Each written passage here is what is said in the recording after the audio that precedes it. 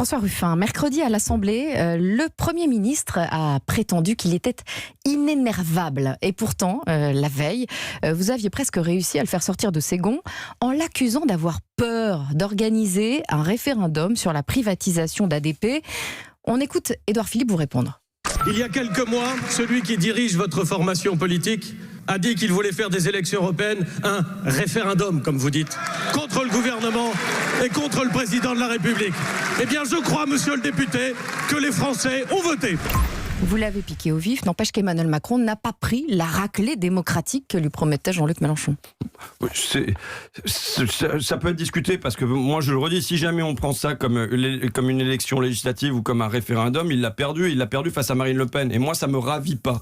Et que, si on la regarde, raclée démocratique c'est plutôt la France Insoumise qui l'a prise là. Oui mais on l'a pris aussi, moi je suis pas là pour nier ça, on a pris une raclée, c'est évident. Bon, maintenant il y a un parti de majorité, c'est En Marche. Ils ont fait 23%. Et tout le reste, c'est de l'opposition quand même. Il faut regarder ça. Donc on ne peut pas dire qu'aujourd'hui, En Marche...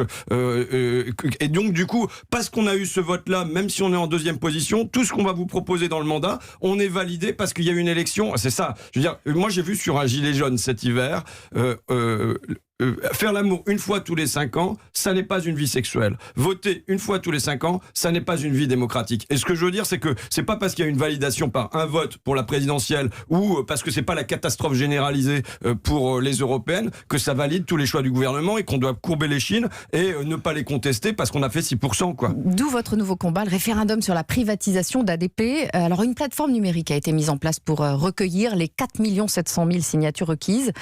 Quelques bugs au démarrage. Ça vous paraît inévitable ou vous craignez un sabotage ? Moi, je veux dire, pour moi, ce ne sont pas des bugs. J'ai reçu 253 messages de erreur 404, de page not found. On voit même que le site du gouvernement n'est pas adapté pour juste être utilisable correctement sur un téléphone portable. Et donc, je veux dire, pour la Startup Nation que se proclame En Marche, c'est soit un aveu d'incompétence, soit de volonté de mal faire. Et donc là, ils ne mettent pas les moyens. Le gouvernement ne va pas mettre les moyens. C'est pour ça qu'on est condamné à le faire nous-mêmes. Donc vous les accusez de saboter le référendum ? De tout faire, en tout cas, pour que les Français ne s'en saisissent pas. C'est évident. C'est évident. Et donc, ils ne mettent pas en place un site qui soit un site correct. Et même, qui va faire le travail juste d'information des Français sur le fait qu'il y a un référendum. On pourrait dire que le gouvernement devrait développer des crédits, mettre en place des panneaux d'affichage devant les écoles, comme ça se fait pour les élections, vous voyez. Eh bien, il ne va pas y avoir ce travail à la fait. Donc, c'est à nous de le faire, de le refaire et de continuer à le faire.